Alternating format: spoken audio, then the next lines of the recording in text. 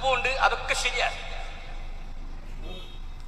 പക്ഷെ ഒരാളെ സംബന്ധിച്ച് നാം കുത്തുബുൽ ആലം എന്ന് പറയണമെങ്കിൽ അതിനൊക്കെ ചില പരിധിയുണ്ട്.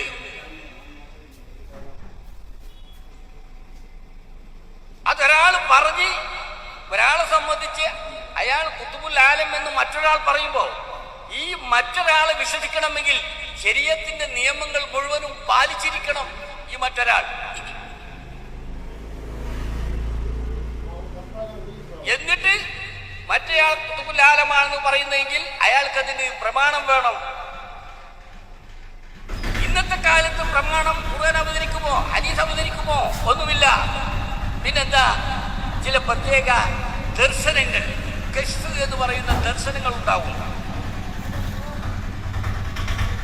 കശ്ഫ് എന്ന ദർശനങ്ങൾ അത് സ്വപ്നത്തിലുണ്ടാകും, ഉണർച്ചയിലും ഒക്കെ ഉണ്ടാകും ആ ദർശനങ്ങൾ. പക്ഷേ ആ ദർശനം ലഭിച്ചു ഇന്നയാൾ കുത്തുബുൽ ആലമാണ് എന്ന് പറയുന്ന വ്യക്തിയും ശരീഅത്തിന്റെ നിയമങ്ങൾ മുഴുവനും പാലിക്കുന്ന ആളായിരിക്കണം.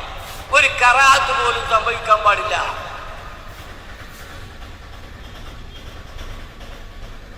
ഷെയ്ഖ് ജീലാനി അവരെ കുറിച്ച് കുത്തുബുൽ ആലം എന്ന് പറഞ്ഞിരുന്നു. അദ്ദേഹവും അത് പറഞ്ഞവരുമൊക്കെ ശരീഅത്തിന്റെ നിയമങ്ങൾ മുഴുവനും പൂർണ്ണമായി സമ്പൂർണമായി പാലിച്ചവരായിരുന്നു. കൃത്യമായി നമസ്കരിച്ചിരുന്നു, കൃത്യമായി നോമ്പനുഷ്ഠിച്ചിരുന്നു. നിസ്കരിക്കാതെ നോമ്പനുഷ്ഠിക്കാതെ, എന്നാൽ അവർ ഭക്ഷണം കഴിക്കുന്നതും ബാത്റൂമിൽ പോകുന്നതും മറ്റു കാര്യങ്ങളിൽ ഇടപെടുന്നതും ഒക്കെ നാം കാണുന്നുമുണ്ട്. നിസ്കാരം കാണുന്നില്ല, നോമ്പ് കാണുന്നില്ല. ഉസ്താദുൽ അസാത്തിദ് ബഹുമാനപ്പെട്ട ഓക്കെ ഉസ്താദ് അവർ പറഞ്ഞത്,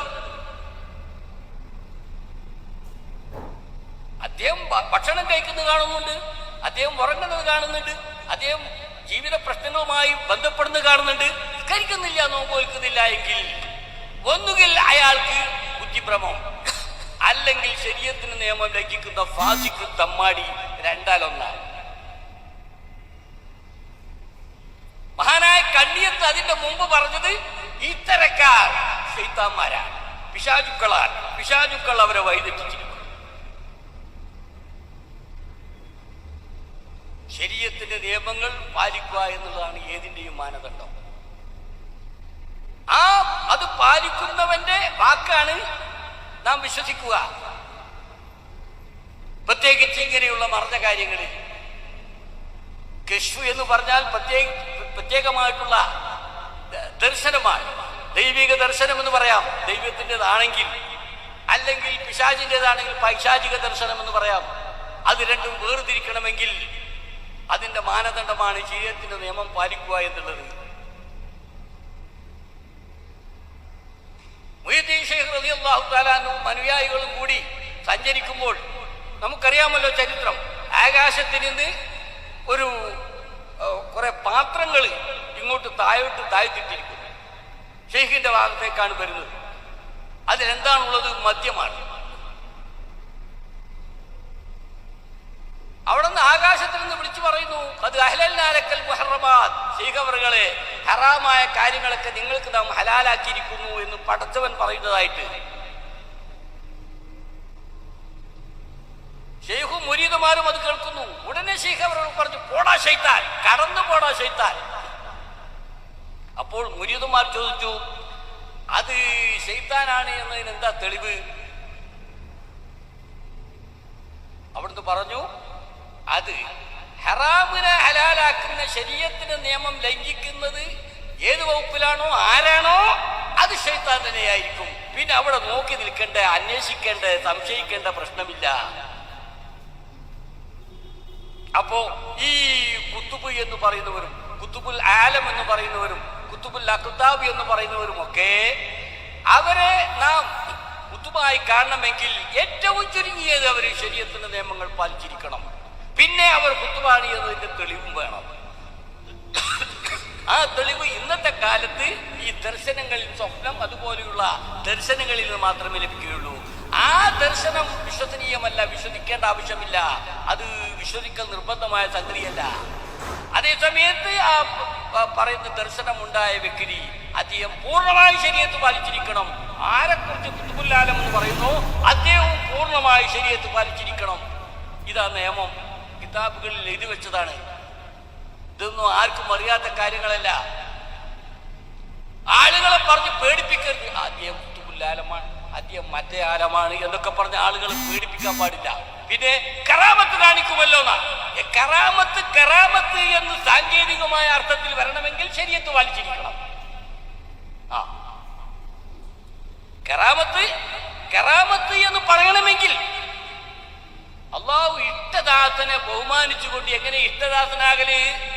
അള്ളാഹുവിന്റെ നിയമങ്ങൾ മുഴുവനും പാലിക്കുമ്പോ. അങ്ങനെ ഇഷ്ടദാസനെ ബഹുമാനിച്ചുകൊണ്ട് അള്ളാഹു താല അദ്ദേഹത്തെ ആദരിച്ചുകൊണ്ട് കൊടുക്കുന്നതാണ് ഈ കറാമത്ത്. അപ്പൊ കറാമത്ത് എന്ന് പറയണമെങ്കിൽ തന്നെ ഇയാൾ ഇഷ്ടദാസനാകണം, അഥവാ ശരീഅത്തിന്റെ നിയമങ്ങൾ പാലിച്ചിരിക്കണം. അത്ഭുതം കാണിച്ചു എന്നതിന്റെ പേരിൽ ഇഷ്ടദാസനാവൂല, അല്ലെങ്കിൽ കറാമത്തുള്ള ആളാവൂല. അത്ഭുതം കാണിച്ചതിന്റെ പേരിൽ സുലൈമാൻ നബി അലൈഹി സ്വലാം ബിൽഖീസ് രാജ്ഞിയുടെ സിംഹാസനം കൊണ്ടുവരാൻ അയ്യുക്കും എഴുതീനി കബല എഴുതൂനി മുസ്ലിമീൻ, അവര് ആ പരിവാരം ബിൽഖീസ് രാജ്ഞിയും പരിവാരം ഇവിടെ എത്തുന്നതിന് മുമ്പ് അവരുടെ സിംഹാസനം ആർക്കിവിടെ കൊണ്ടുവരാൻ പറ്റുമെന്ന് സുലൈമാൻ നബി അലൈഹി സ്വലാം ചോദിച്ചു. അപ്പോൾ ഇഫിരീത്ത് ആരാ? വിശ്വാസിയല്ല, ഭൂതങ്ങളുടെ നേതാവാണ്. ഇഫിരീത്ത് പറഞ്ഞു, നിങ്ങൾ ഇപ്പോഴത്തെ ഈ പ്രസംഗം തീരുന്നതിന് മുമ്പ്, അഥവാ 6 മണിക്കൂറിന് മുമ്പ് അല്ലെങ്കിൽ 3 മണിക്കൂറിന് മുമ്പ് ഞാൻ അതിവിടെ കൊണ്ടുവരാം. സിംഹാസനം എവിടെയുള്ളത്? സബൈ രാജ്യത്താണ്, ഭൂമിക്കടിയിലാണ്, ആയിരക്കണക്കിന് കിലോമീറ്റർ ഉണ്ട്. അവിടെ നിന്ന് ഈ സമയത്തിനുള്ളിൽ കൊണ്ടുവരാം. അങ്ങനെ ഒരു സിംഹാസനം ആധുനിക ലോകത്ത് ഈ സമയത്തിനുള്ളിൽ കൊണ്ടുവരാൻ പറ്റുമോ? പൊടിച്ചു കൊണ്ടുവരാൻ സാധിക്കും. പൊടിയാക്കിയിട്ട് ഇങ്ങനെ പൈപ്പ് ലൈനിലൂടെ കൊണ്ടുവരാൻ സാധിക്കും. ഒരു സിംഹാസനം അപ്പാടെ ഇത്രയും അകലിട്ട് അതിനെ ഭൂമിന്റെ അടിയിൽ നിന്ന് കൊണ്ടുവരാൻ സാധിക്കുമോ? എന്നാൽ ഇഫ്രീത്ത് പറയും, ഞാൻ കൊണ്ടുവരാം. അത് കറാമത്താണോ? അത് ഇഫ്രീത്തിന്റെ കറാമത്താണോ? ചിലപ്പോ അങ്ങനെ കൊണ്ടുവരികയാണെങ്കിൽ അത് സുലൈമാൻ നബിയുടെ മുജിദത്താകാം. പക്ഷെ ഇഫ്രീത്തിന്റെ കറാമത്തല്ല. ഇങ്ങനെയുള്ള ഇഫ്രീത്തുമാരുടെ കാലം കഴിഞ്ഞിട്ടില്ല. എക്കാലത്തും അങ്ങനെയുള്ളവരുണ്ടായിരിക്കും. ഇന്ന് എന്തെല്ലാം അത്ഭുതങ്ങൾ! നുഹാബന്ദിലെ അടർക്കളത്തിൽ പോരാടുന്ന സാരിയ റളിയല്ലാഹു തആല അൻഹുവിന് ഉമറുൽ ഫാറൂഖ് റളിയല്ലാഹു തആല അൻഹു സന്ദേശം നൽകുന്നു. ഇറാന്റെ അടുത്ത സ്ഥലമാണ് ഈ പറയുന്ന നുഹാബന്ദ്. മദീനത്തിൽ നിന്ന് 1000-ലേറെ കിലോമീറ്റർ ഉണ്ടായിരിക്കും. എന്നാൽ ഇന്ന് ബട്ടൺ അമർത്തിയാൽ ലോകത്തിന്റെ എല്ലാ ഭാഗത്തും നമ്മുടെ സന്ദേശം എത്തുന്നില്ലേ? അതിന് സാരിയത്ത് വേണോ? ഉമറുൽ ഫാറൂഖ് വേണോ? അപ്പൊ അത്ഭുതങ്ങൾ എന്ന് പറഞ്ഞാൽ അത് ഇനി ഇതിലേറെ വലുതുണ്ടായിരിക്കും. അത്ഭുതങ്ങൾ കാണിച്ചു എന്നതിന്റെ പേരിൽ ഒരാൾ യഥാർത്ഥത്തിൽ കറാമത്തുള്ള ആളാവൂല, അള്ളാഹുവിന്റെ ഇഷ്ടദാസനാവൂല. ഇത് ആദ്യം മനസ്സിലാക്കണം. ആകണമെങ്കിൽ ഏറ്റവും ചുരുങ്ങിയ ശരീഅത്തിന്റെ നിയമങ്ങൾ മുഴുവനും പാലിച്ചിരിക്കണം. അങ്ങനെ പാലിച്ചു എന്ന് പറയുന്നവരുടെ വാക്കേ നമുക്ക് വിശ്വസിക്കാൻ കഴിയുകയുള്ളൂ. ഇവിടെ ഒരു കാര്യം നാം മനസ്സിലാക്കണം. വലിയ വലിയ ആടുകൾ എന്ന് പറയുന്നവര് കൃത്യമായി നമസ്കരിക്കുന്നില്ല. വയലിനൊക്കെ പോയിട്ട് രാത്രി 2 മണി 3 മണിയൊക്കെ കഴിഞ്ഞിട്ട് റൂമിലെത്തുമ്പോൾ പിന്നെ സുബഹിക്ക് അവർ കൃത്യമായി നമസ്കരിക്കുന്നില്ല. അതായിട്ടാണ് നമസ്കരിക്കുന്നത്. അതുപോലെ വേറെ പല കാര്യങ്ങളും അവർ ചെയ്യുന്നുണ്ട്. ഇതൊക്കെ ജനങ്ങൾ കണ്ട് നിങ്ങൾ എന്താ ഇങ്ങനെ ചെയ്യുന്നത് എന്ന് ചോദിക്കുമ്പോ, കുത്തുബുൽ ആലം അങ്ങനെ ചെയ്തിട്ടുണ്ടല്ലോ, കുത്തുബുൽ ആലം നമസ്കരിച്ചിട്ടില്ലല്ലോ, കുത്തുബുൽ ആലം നോമ്പ് അനുഷ്ഠിച്ചില്ലല്ലോ എന്നൊക്കെ പറഞ്ഞ് തങ്ങളുടെ പേരിലുള്ള ആ പരാതികൾക്ക് പിടുത്തം കൊടുക്കാതിരിക്കാനുള്ള പ്രചാരണങ്ങളാണ് ഇവിടെ നടക്കുന്നത്. ഞാൻ വളരെ വ്യക്തമായി മനസ്സിലാക്കിയിരിക്കണം. മഹാനായ പതി അബ്ദുൽ ഖാദർ മുസ്ലിയാർ, അതുപോലെ കല്ലിയത്ത് അഹമ്മദ് മുസ്ലിയാർ തുടങ്ങിയ പൂർവീകരായ നേതാക്കൾ, സുന്നത്ത് ജമാഅത്തിന്റെ ഏറ്റവും ഉയർന്ന നേതാക്കൾ, അവരെ പോലെ ആത്മാർത്ഥതയുള്ള സത്യസന്ധതയുള്ളവർ അവർക്ക് ശേഷം വന്നതായി നാം മനസ്സിലാക്കുന്നില്ല. അവരെല്ലാം പറഞ്ഞ കാര്യമാണിത്.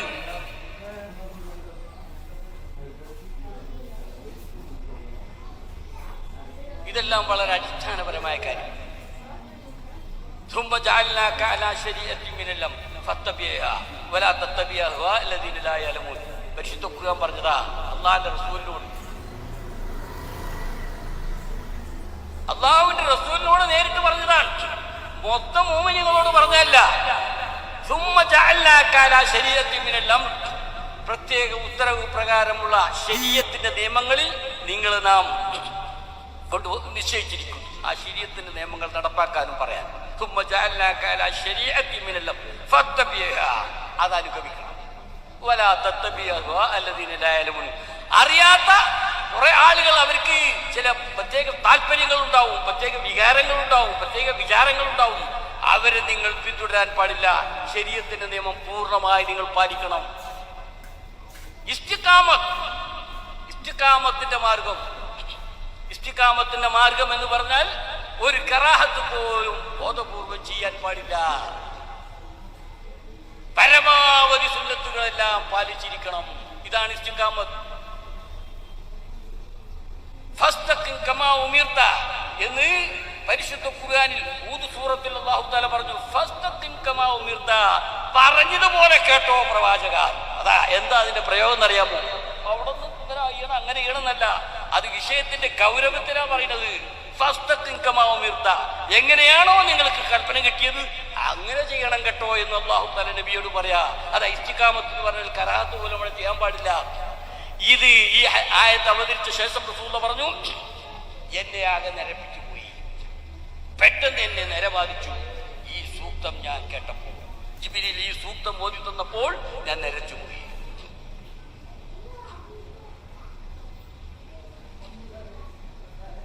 നബി സല്ലല്ലാഹു അലൈഹി വസല്ലമ തങ്ങളുടെ ജീവിതം മുഴുവനും പരിശോധിച്ചാൽ, സ്വഹാബാക്കളുടെ ജീവിതം മുഴുവനും പരിശോധിച്ചാൽ, താബിഈകളുടെ ജീവിതം മുഴുവനും പരിശോധിച്ചാൽ, ബോധമുള്ള സമയത്ത് ശരീഅത്തിന്റെ നിയമങ്ങൾ അവരെല്ലാം ശരിക്കും പാലിച്ചിരിക്കുന്നു.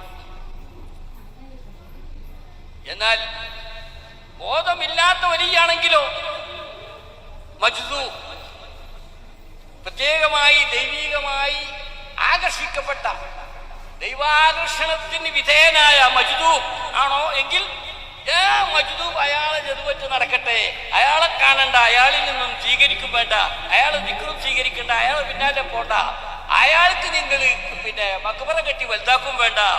ഇതൊക്കെയാണ് സുന്നത്ത് ജമാഅത്തിന്റെ തീരുമാനം. അവരെ വിമർശിക്കണ്ട, പക്ഷെ അവരെ അനുകരിച്ച് പ്രവർത്തിക്കാൻ പറ്റില്ല. കാരണം അവർക്ക് സ്വയബുദ്ധിയില്ല. സാധാരണക്കാർക്ക് ഭ്രാന്ത് ഉണ്ടാകുന്നത് പോലെ അസാധാരണക്കാരായ മഹാത്മാക്കൾ ചിലപ്പോൾ ജദ്ബുണ്ടാകും. അവർ പ്രത്യേകം ആകർഷിക്കപ്പെടുന്നു. അവർ ചെയ്യുന്നതും പറയുന്നതും നിയമമല്ല. ചിലപ്പോൾ അവർക്ക് ചില കാര്യങ്ങൾ ചെയ്യാൻ പറ്റില്ല, ബോധപൂർവം ഉപേക്ഷിക്കുകയല്ല.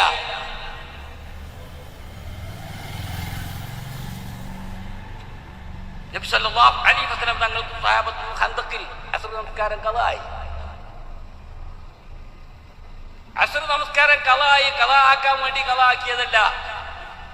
അതിൽ അപ്പോഴത്തെ രംഗം അവരെ എല്ലാവരെയും ബാധിച്ചു. ഭയങ്കര പ്രശ്നമായിരുന്നു ഖന്തഖ്.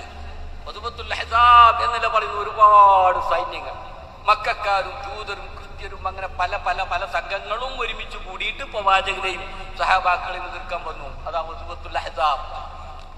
അവിടെ ആ സമയത്ത് കൃത്യസമയത്ത് നമസ്കരിക്കാൻ കഴിഞ്ഞില്ല. അവർ വേറെ വിധത്തിൽ ആകർഷിക്കപ്പെട്ടു പോയി. പക്ഷെ അവിടെ വേറൊരു കാര്യം, നിസ്കാരവും യുദ്ധവും രണ്ടും കൂടി ഉണ്ടെങ്കിൽ ഏത് ആദ്യം ചെയ്യണം എന്നൊരു നിയമം വന്നില്ല. അതുകൊണ്ട് നിസ്കാരം ഉപേക്ഷിച്ചു, യുദ്ധം ചെയ്യാം. യുദ്ധം ഉപേക്ഷിച്ചു നിസ്കാരവും നിർവഹിക്കാം. പക്ഷെ യുദ്ധം ഉപേക്ഷിക്കുമ്പോൾ അവിടെ ശത്രുക്കൾ മുന്നിലുണ്ട്, പ്രശ്നമാവും. അപ്പൊ ചില സന്ദർഭങ്ങൾ ഉണ്ടായിരിക്കും. ഈ സന്ദർഭങ്ങൾ ഔലിയാക്കന്മാർക്ക് ഉണ്ടാവുന്ന സമയത്താണ് അവർ മജ്ദൂബ്, വേറെ വിധത്തിൽ ആകർഷിക്കപ്പെട്ടവർ എന്ന് പറയുന്നത്. അവർക്കപ്പോൾ നിയമമില്ല. അവരെ നോക്കിയിട്ട് അവരെടുത്തുനിന്ന് ദിക്ർ വാങ്ങാനും പാടില്ല, അവർക്ക് ദിക്ർ കൊടുക്കാനും പാടില്ല, അവരുമായി ബന്ധപ്പെടാനും പാടില്ല. എന്നാൽ അവരെ വിമർശിക്കേണ്ടതില്ല. ഇതാണ് സുന്നത്ത് ജമാഅത്തിന്റെ തീരുമാനം. ഇതിന്റെ അപ്പുറം ഒരാൾക്കും ഒരു തീരുമാനം കൊണ്ടുവരാൻ കഴിയില്ല. കൂടുതൽ മനസ്സിലാക്കേണ്ടവരുണ്ടെങ്കിൽ ത്രിമാന തീർത്ഥം എന്ന് പറയുന്ന ഒരു പുസ്തകം കഴിഞ്ഞ വർഷം പ്രസിദ്ധീകരിച്ചിട്ടുണ്ട്. നിങ്ങളത് നോക്കിയാൽ ഒരുപാട് കാര്യങ്ങൾ മനസ്സിലാക്കാൻ സാധിക്കും. ഞാൻ ഇനി പറഞ്ഞ് നീട്ടിക്കൊണ്ടു പോകുന്നില്ല. അല്ലാഹു തആല സുന്നത്ത് ജമാഅത്തിന് വേണ്ടി ദീർഘകാലം ആത്മാർത്ഥമായി സത്യം പറഞ്ഞ് ജീവിക്കാൻ നമ്മയെല്ലാം അനുഗ്രഹിക്കുമാറാകട്ടെ. ആമീൻ എന്ന് പ്രാർത്ഥിച്ചു എൻ്റെ വാക്കുകൾ അവസാനിപ്പിക്കുന്നു.